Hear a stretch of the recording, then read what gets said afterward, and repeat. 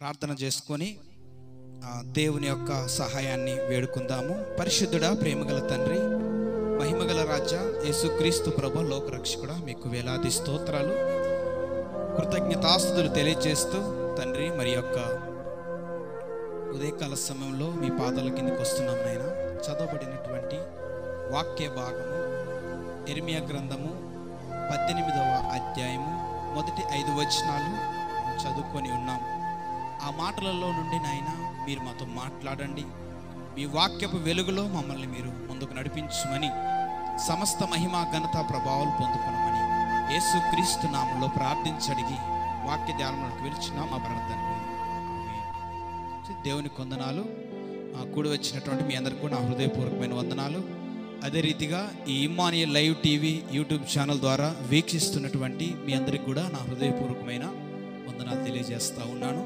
మరి గడిచినటువంటి ఆదివారం నుంచి మరి యొక్క ఆదివారం వరకు దేవుడు మనందరినీ కూడా తన కృపలో భద్రపరిచి, తన శిలువ చాటును మరుగుపరిచి, మరి ఈ లోకంలో ఎంతోమంది మరణించినప్పటికీ కూడా, ఈ లోకంలో ఎంతోమంది అనారోగ్యాల చేత, మరి అధికమైనటువంటి సమస్యల చేత ఎంతోమంది ఈ లోక యాత్రలు ముగించినప్పటికీ కూడా, మరి యోగ్యత లేనటువంటి మనందరిని కూడా దేవుడు ప్రేమించి మరి యొక్క ఆదివారపు దినాన్ని ఆ దేవుడు మనందరికి అనుగ్రహించి, ఇటు రీతిగా దేవుని యొక్క సన్నిధిలో చేరి ఆయన నామాన్ని స్తుతించటకు గాను, ఆయన నామాన్ని కొనియాడుటకు గాను దేవుడు మనకు చక్కని అవకాశమును దేవుడు మనకి అనుగ్రహించినాడు గనుక ఏమిచ్చి కూడా మనము దేవుని యొక్క రుణాన్ని తీర్చలేములే. కానీ ఈ వారంలో దేవుడు చేసిన మేలులన్నిటిని బట్టి 2 చేతులు పైకెత్తి యేసయ్యకు మనం స్తోత్రాలు చెల్లించుదాం. హల్లెలూయా, హల్లెలూయా. మంచిది ప్రియమైన దేవుడి బిడ్డలారా, మనము చదువుకున్నటువంటి వాక్య భాగాన్ని మరొకసారి మనము దాన్ని మరలా ఒకసారి దాన్ని ధ్యానించినప్పుడు అక్కడ దేవుని యొక్క మర్మాలు లేదా దేవుని యొక్క ఉద్దేశాలు మనకి అర్థమవుతూ ఉంటాయి. ఇక్కడ మనము యెరెమీయా గ్రంథము 18వ అధ్యాయంలో సృష్టికి కర్త అయినటువంటి దేవుడు మరి యెరెమీయా ప్రవక్త ద్వారా తెలియజేస్తున్నటువంటి మాట. ఎవరి ద్వారా అండి? సృష్టికి కర్త అయినటువంటి దేవుడు యెరెమీయా అనబడినటువంటి ప్రవక్తకు తెలియజేస్తున్నటువంటి మాట.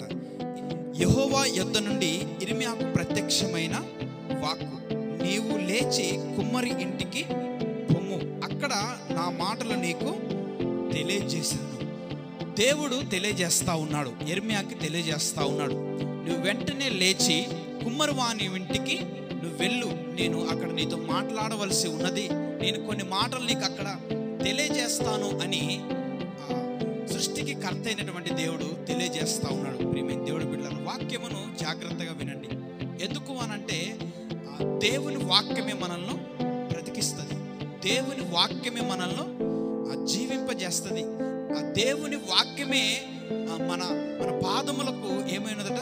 దీపమై ఉన్నది, మన త్రోవలకు వెలుగై ఉన్నది. కనుక దేవుని మాటను మనము శ్రద్ధగా వినాలి.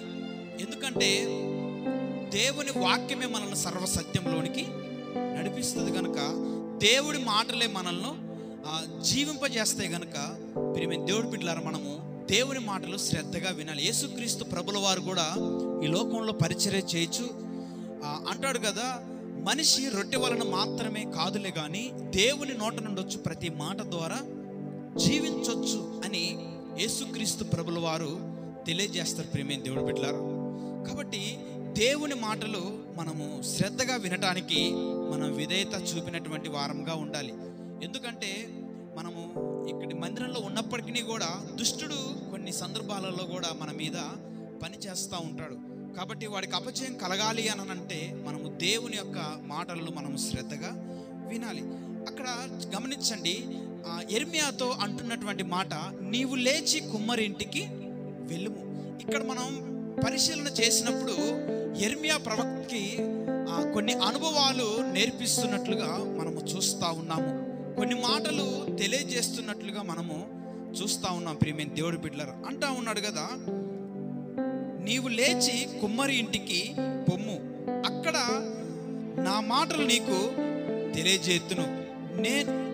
నేను కుమ్మరి ఇంటికి వెళ్ళగా వాడు తన సార మీద పని చేయుచుండెను.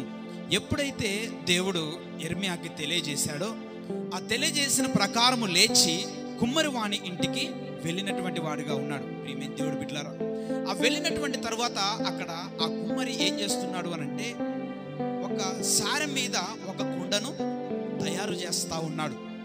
కుమ్మరి వాళ్ళు ఏం చేస్తారండి? కుండలు చేస్తారు. అదే రీతిగా ఈ యిర్మీయా ప్రవక్తకు కూడా నువ్వు కుమ్మరి వాని ఇంటికి వెళ్ళు అనగానే మొదట ఈ యిర్మీయా ప్రవక్త దేవుని మాటకు లోబడి దేవుని మాటకు విధేయత చూపి ఈ యిర్మీయా ప్రవక్త ఎక్కడికి వెళ్ళాడు అనంటే కుమ్మరి వానింటికి వెళ్ళాడు. కుమ్మరి ఇంట్లో ఎప్పుడైతే అడుగు పెట్టాడో ఆ కుమ్మరివాడు కొన్ని కుండలు చేస్తూ ఉన్నాడు. ఆ చేసేటువంటి సమయంలో అప్పుడే ఆ సారి మీద అతను ఒక కుండ తయారు చేస్తూ ఉన్నాడు.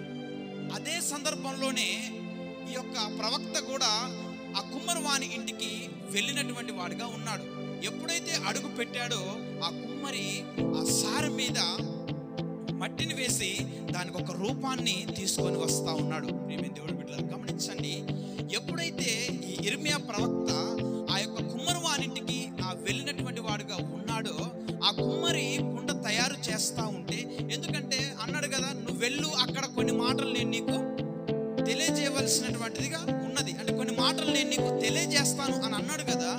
ఎప్పుడైతే ఈ యిర్మీయా ప్రవక్త ఆ కుమ్మరివానింటికి వెళ్ళాడో ఆ వెళ్ళగానే అక్కడ సార్ మీద కుమ్మరి ఒక కుండను తయారు చేస్తూ ఉన్నాడు.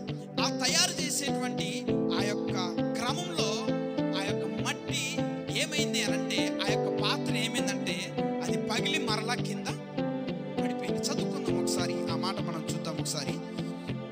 నేను కుమ్మరి ఇంటికి వెళ్ళగా వాడు తన సారె మీద పని చేయుచుండెను. కుమ్మరి మట్టితో చేయుచున్న కుండ వాని చేతిలో విడిపోగా ఆ జిగటగల మన్ను మరలా తీసుకొని కుమ్మరి తనకు యుక్తమైనట్టుగా దానితో మరి ఒక కుండ చేశాను. హల్లెలూయా. ఎప్పుడైతే ఈ యిర్మీయా ప్రవక్త ఆ కుమ్మరి వానింటికి వెళ్ళాడో వెళ్ళగానే ఆ సారి మీద వేసినటువంటి ఆ యొక్క మట్టితో ఒక రూపాన్ని తీసుకొని వస్తూ ఉంటే అదేమైపోయిందట, అది మరలా అది కింద పడిపోయిందట. ఆ మట్టి జారి కింద పడిపోయిందట. ప్రియమైన దేవుడి బిడ్డలారా, అయితే ఎప్పుడైతే ఆ మట్టి లేదా ఆ చేసేటువంటి ఆ యొక్క కుండ కావచ్చు, ఒక పాత్ర కావచ్చు, అది ఎప్పుడైతే సారె మీద నుంచి విడిపోయిందో మరలా ఆ మట్టిని తీసుకొని మరలా దాన్ని సారె మీద ఉంచి మరలా దానికి మరొక రూపాన్ని ఆయన చేసినటువంటి వాడుగా ఉన్నాడట. హల్లెలూయా. అప్పటికే యిర్మీయా ప్రవక్తకు అర్థమైపోయింది, అక్కడ నా మాటలు నీకు తెలియజేసేదను అని చెప్పాడు కదా, అప్పటికే అర్థమైపోయింది. ప్రియమైన దేవుడు బిడ్డలారా, మనం కూడా గమనించాలి. చూడండి, ఆ కుమ్మరి ఆ పాత్రను చేసేటప్పుడు ఎప్పుడైతే ఆ పాత్ర విడిపోయి ఆ కుమ్మరి వాని చేతిలో నుంచి కింద పడిపోయిందో, కింద పడిపోయినటువంటి ఆ మట్టికి ఎంత ఇసుక అంటుంటది కదండి కదా, ఆ పడిపోయినటువంటి మట్టికి. ఎందుకంటే ఒక పాత్రను తయారు చేసేటప్పుడు అందులో కనీసం కూడా ఒక ఇసుక రేణువు కూడా అసలు ఉండటానికి వీల్లేదు, చిన్న రాయి కూడా ఉండటానికి వీల్లేదు. కానీ ఎప్పుడైతే అది కింద పడిపోయిందో, కింద పడ్డ తర్వాత మరలా దానికి ఉన్నటువంటి మట్టి కావచ్చు, దానికి ఉన్నటువంటి చెత్త కావచ్చు, అంతా దులిపి దాన్ని మరలా తీసి ఆయన సారె మీద పెట్టి మరొక పాత్ర, తనకి యుక్తమైనటువంటి మరొక మంచి పాత్రను చేసినటువంటి వాడుగా ఉన్నాడు. ప్రియమైన దేవుడు బిడ్డలారా గమనించండి, దేవుడు ఎందుకు యిర్మీయా ప్రవక్తను అక్కడికి పంపించాడు అనేది మనం అర్థం చేసుకోవాలి. చూడండి, సారె మీద ఉన్నటువంటి మట్టి ఆ యొక్క పాత్రగా ఒక రూపాన్ని తీర్చిదిద్దేటువంటి సమయంలో ఎప్పుడైతే ఆ మట్టి జారి కింద పడిపోయిందో ఆ కుమ్మరి ఆ మట్టిని విడిచిపెట్టిండా అండి? విడిచిపెట్టలే. ఆ కుమ్మరి ఆ మట్టిని విడిచిపెట్టలేదు. అయ్యో, ఇది పడిపోయింది కదా మట్టి, ఈ మట్టి ముద్ద నాకెందుకులే అని చెప్పి ఆ మట్టి ముద్ద తీసుకొని దాన్ని పక్కన పడేసి మరి ఒక మట్టి ముద్దను ఆయన పెట్టలే. దేవుడు బిడ్డలారా, అప్పుడు ఆయన తెలియజేస్తా ఉన్నాడు. అప్పుడు సృష్టికి కర్త అయినటువంటి దేవుడు యిర్మీయాకు ఆ మాట తెలియజేస్తా ఉన్నాడు. చూడండి ఒకసారి. అంతటా యెహోవా వాక్కు నాకు ప్రత్యక్షమై ఇలాగూ సెలవిచ్చెను, ఇశ్రాయేలు వారులారా, ఈ కుమ్మరి మట్టికి చేసినట్లు నేను మీకు చేయలేనా? దేవుడు ఆయన బాగు చేసేటువంటి దేవుడు. ప్రియమైన దేవుడు బిడ్డలారా, నువ్వు కష్టాలలో ఉన్నా, నువ్వు నువ్వు బాధలలో ఉన్నా, నువ్వు హింసలలో ఉన్నా, నువ్వు నిందలలో ఉన్నా, ఒకవేళ నీవు పగిలిపోయే పాత్రగా ఒకవేళ నీవు ఉన్నా కానీ ఆయన బాగు చేసేటువంటి దేవుడు, ఆయన విడిచిపెట్టేటువంటి దేవుడు కాదు. పర్వతములు తొలగిన, మెట్టులు తత్తలు, నా కృప నిన్ను విడిచిపోదు అని, ఆయన నిన్ను విడువను ఎడబాయను అని ఆయన వాగ్దానం చేసినటువంటి వాడుగా ఉన్నాడు. ప్రియమైన దేవుడు బిడ్డలారా, ఈ స్వరం వింటున్నటువంటి దేవుని ప్రజలారా, దేవుని సంగమా, దేవుడు తెలియజేస్తున్నటువంటి మాట, ఆయన విడిచిపెట్టే దేవుడు కాదు. నువ్వు ఎన్ని నిందలలో ఉన్నా సరే, నువ్వెంత సమస్యలలో ఉన్నా సరే, నీకు దిక్కు దోచినటువంటి పరిస్థితుల్లో ఉన్నా సరే, చూడండి ఒకసారి ఆ కుమ్మరి ఆ మట్టిని విడిచిపెట్టడానికి ఇష్టపడలే. కింద పడ్డది కదా, ఇది నాకు ఎందుకు అని అనుకోలే. ప్రియమైన దేవుడు బిడ్డలారా, మరలా ఆ మట్టిని తీసి దాన్ని సారి మీద ఉంచి తనకు యుక్తమైనటువంటి కుండ, మరి ఒక పాత్రను ఆయన తయారు చేసినటువంటి వాడిగా ఉన్నాడు.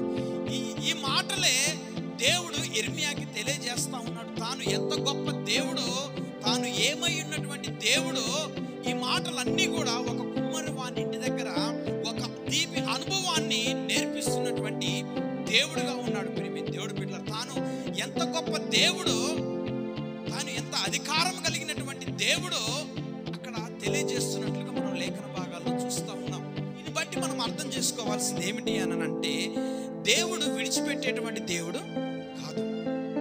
ఆయన కష్టాలలో కావచ్చు, కన్నీటిలో కావచ్చు, వ్యాధిలో కావచ్చు, ఆరోగ్యంలో కావచ్చు, ఆయన వర్ధిల్లింపజేసేటువంటి దేవుడు. ప్రియమైన దేవుడు బిడ్డలారా, ఐగుప్తులో బానిసలుగా ఉన్నటువంటి ఇజ్రాయెల్ ప్రజల్ని దేవుడు బయటికి తీసుకొని వచ్చింది ఎందుకంటే, వారిని శత్రు సమూహానికి అప్పచెప్పటానికి కాదు, వారిని శత్రువులకు వారిని అప్పగించడానికి కాదు, వారిని ఏదో బయటికి తీసుకొని వచ్చి మధ్యలో వారిని సముద్రంలో ముంచివేయడానికి కాదు. ప్రియమైన దేవుడు బిడ్డలారా, దేవుని ఉద్దేశం ఏంటంటే, నా పిల్లలు పాలు తేనెలు ప్రవహించే దేశంలో ఉండాలి, లేదా నా పిల్లలు ఆరోగ్యంతో ఉండాలి, వాళ్ళు ఎలాంటి కష్టము తెలియనటువంటి ఆ బిడ్డలుగా వాళ్ళు వర్ధిల్లాలి అనేటువంటి ఒక ఆలోచనతోటి దేవుడు ఐగుప్తులో ఉన్నటువంటి ఆ బానిసలుగా ఉన్నటువంటి ఆ ఇశ్రాయేలు ప్రజలను దేవుడు బయటికి తీసుకొని వచ్చాడు. ప్రియమైన దేవుడు, ఆయన విడిచిపెట్టేటువంటి దేవుడు కాదు. క్రీస్తు ప్రభుల వారు ఈ లోకంలో పరిచర్య చేసేటప్పుడు ఎంతో మంది జనాలు, ఎంతో మంది ప్రజలు గుంపులు గుంపులుగా యేసుక్రీస్తు దగ్గరికి వెళ్ళేటువంటి వాళ్ళు.